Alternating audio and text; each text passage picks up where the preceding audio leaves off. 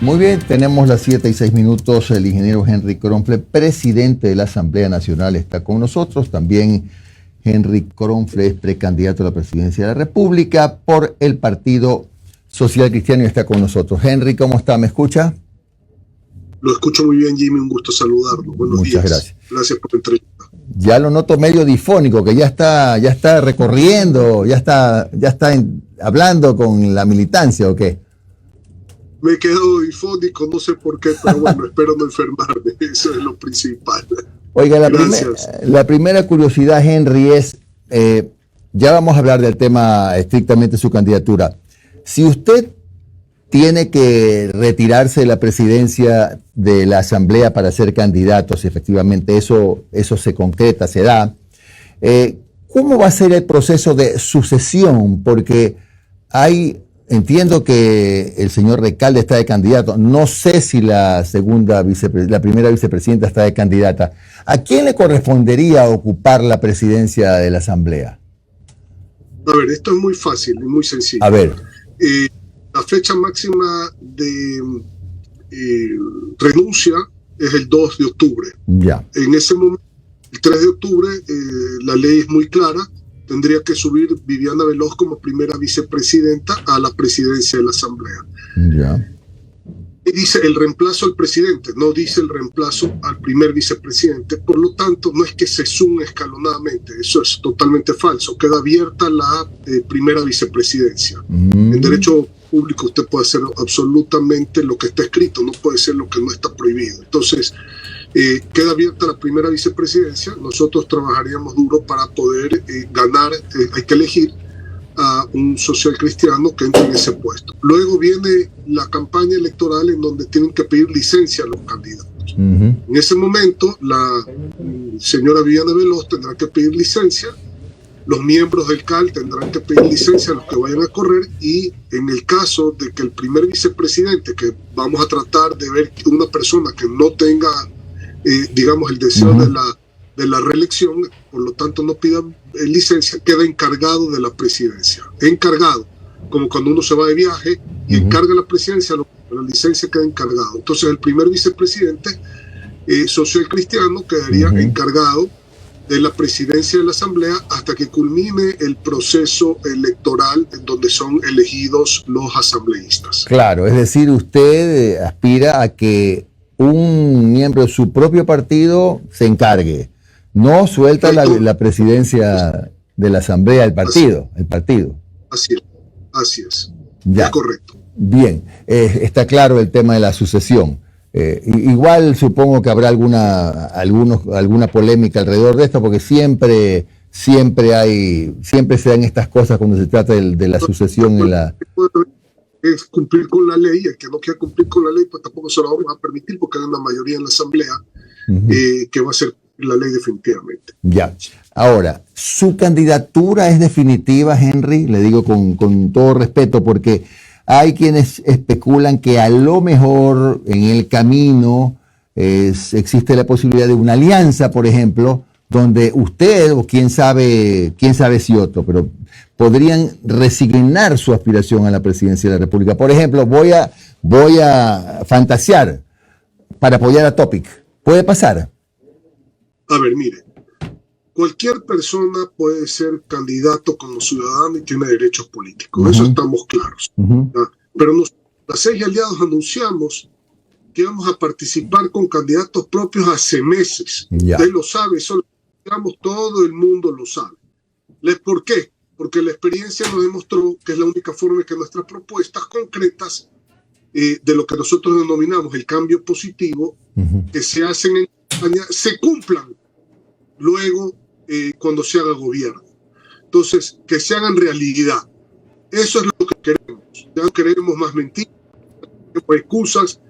Nosotros no mentimos y nosotros cumplimos. Entonces, la experiencia nos ha enseñado que cuando hemos adoptado, por decir, candidatos de otras tiendas políticas, lo que se promete en campaña, que es la tesis que nosotros respaldamos, cuando se llega al gobierno no se cumple. De ahí que nosotros anunciamos hace meses que vamos con candidatos propios. Claro. Aunque en realidad yo considero, pues todos consideramos que Ecuador es uno solo, ¿no? Siempre en las elecciones se ha tendido a respetar una especie de balance regional, ¿no? ¿Por qué dos candidatos de la costa? ¿Qué fue lo que los impulsó a ustedes a esto?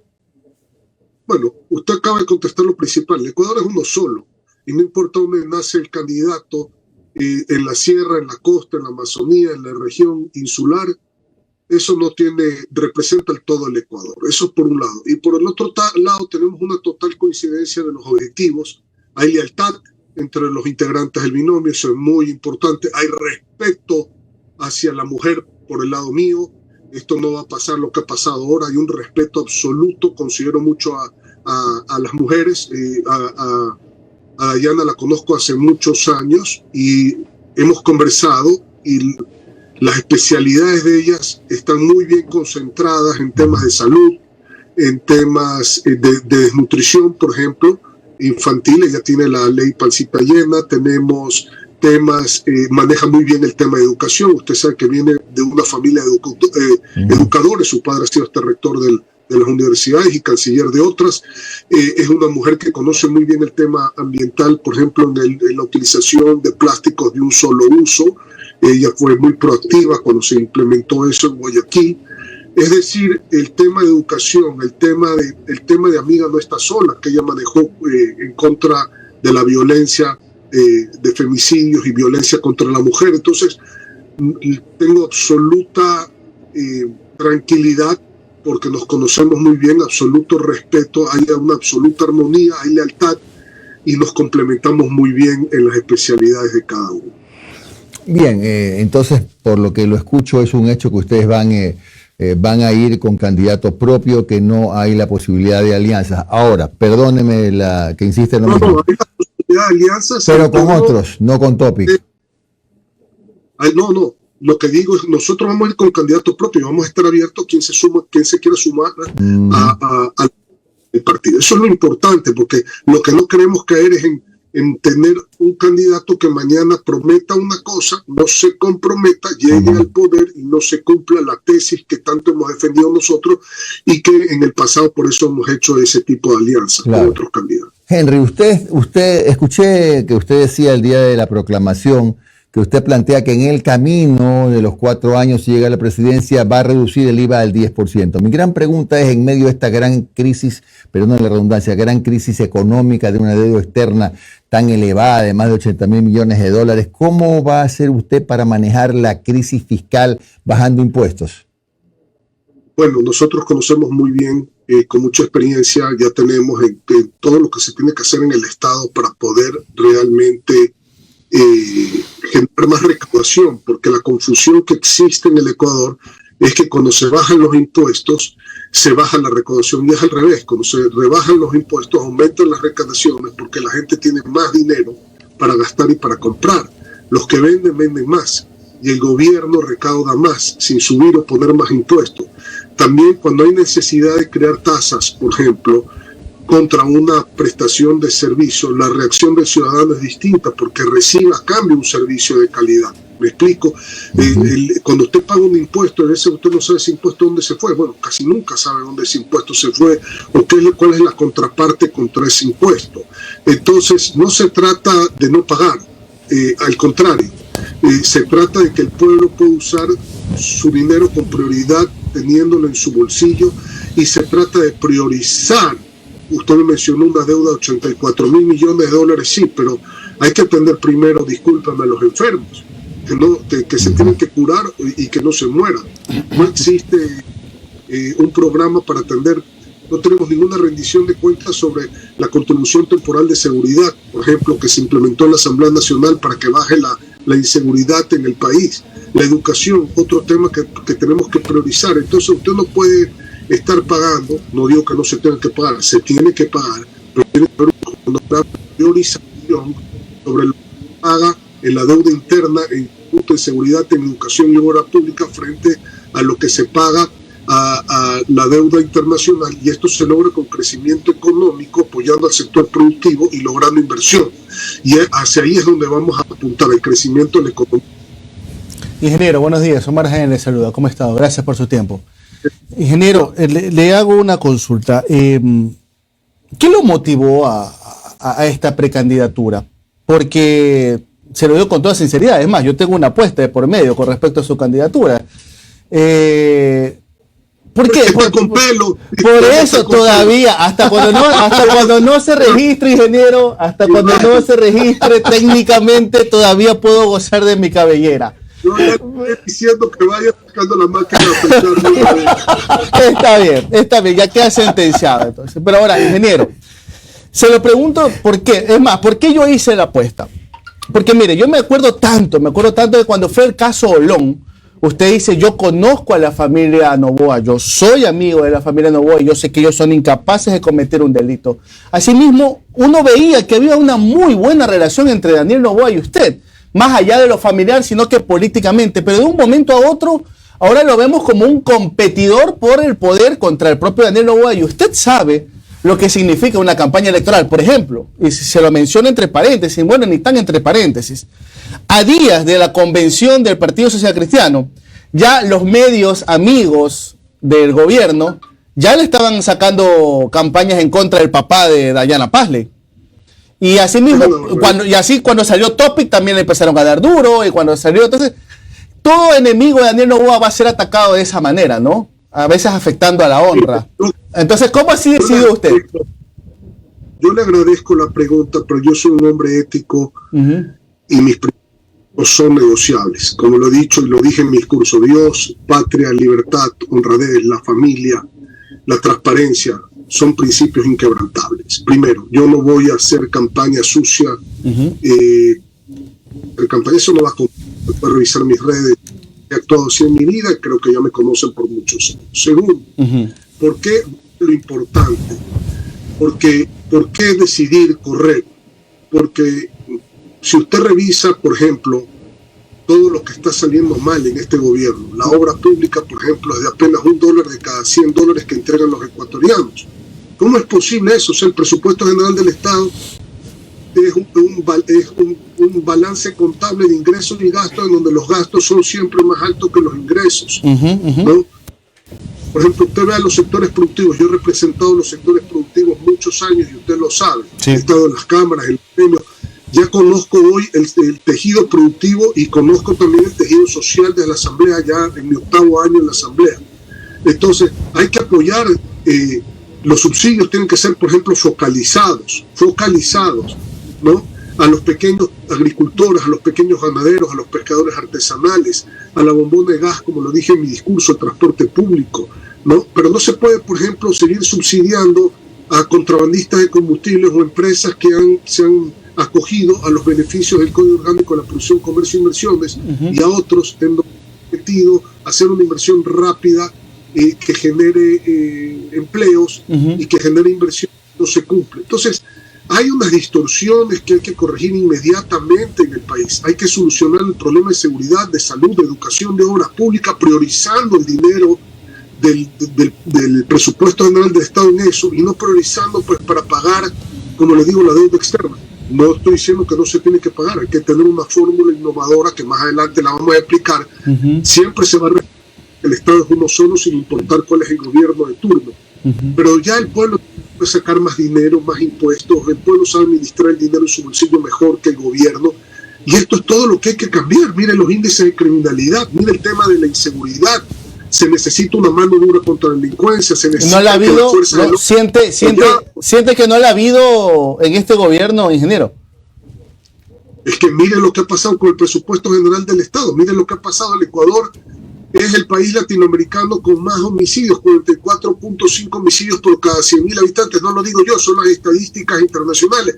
Revisa lo que pasó en el mes de julio de este año, sí. uno de los más violentos en la historia del Ecuador. Todo no está funcionando.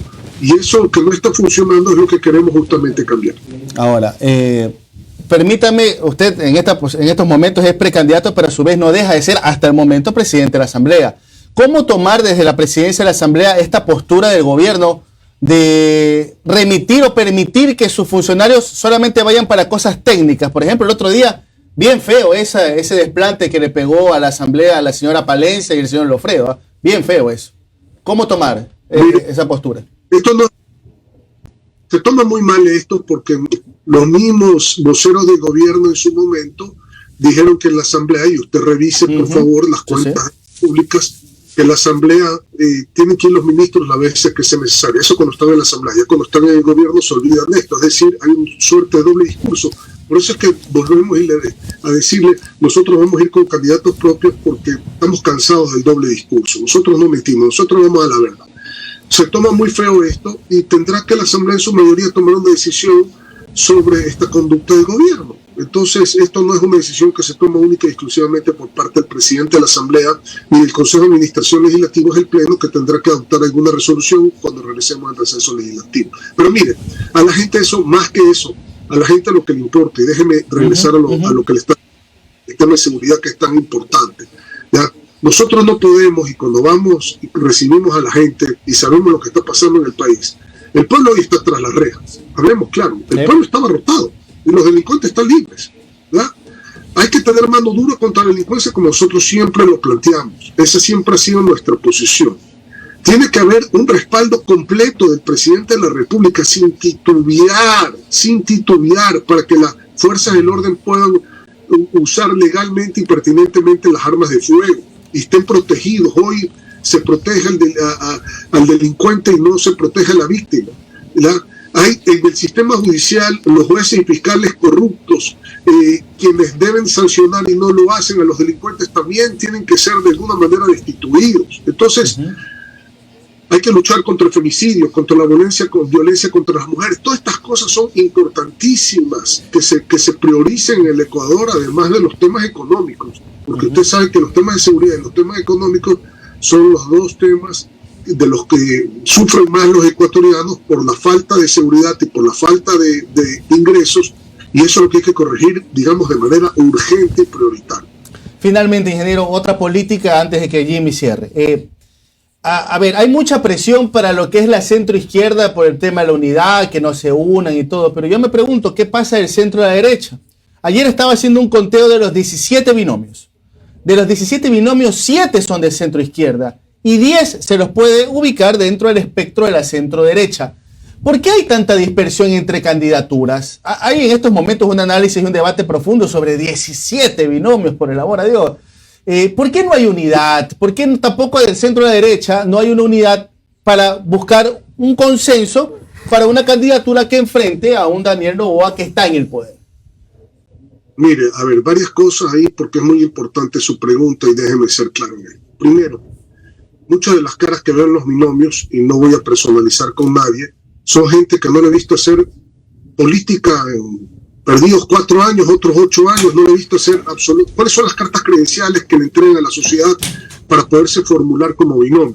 ¿Cuál es la experiencia que tienen? ¿Qué es lo que han resuelto? ¿Qué es lo que han probado frente al pueblo? ¿Qué han podido hacer en pro del país desde el punto de vista del servicio público? Entonces, el primer acto de corrupción es postularse para un puesto en el cual uno no tiene ni la capacidad de ejercerlo ni tiene experiencia de absolutamente nada previo a la postulación. Yo creo que eso es lo primero que tenemos que tener en mente todos los ecuatorianos. Olvídese de Henry Kronfle, el presidente de la Asamblea. Hay que tener eso en mente. ¿Dónde ha estado esta persona? ¿Por qué surge ahorita en este momento? ¿Qué es lo que ha hecho? ¿Qué le ha entregado a la sociedad? ¿Qué confianza infunde? ¿Qué tan conocedor o preparado está para ocupar el puesto de ser presidente de la República?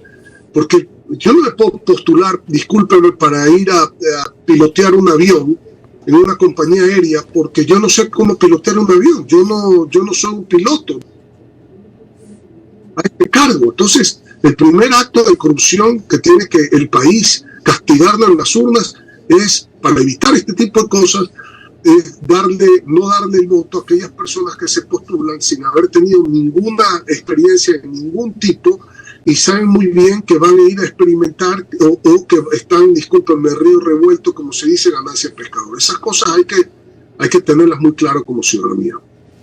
Muy bien, gracias a Henry Kronfle, presidente de la Asamblea y precandidato presidencial del Partido Social Cristiano. Transmitiremos en vivo la rapada de Omar Jaén, Henry.